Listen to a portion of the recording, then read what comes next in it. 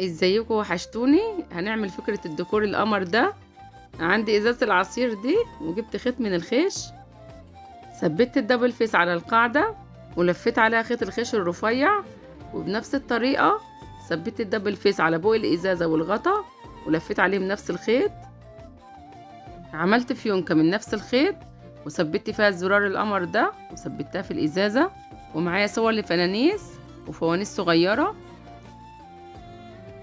جبت الورنيش المائي وبالفرشة، طبعا مش بايدينا، هندهن الصور بالورنيش المائي. انا هنا الفرشة كانت ضايعة ونثبتها على الازازة.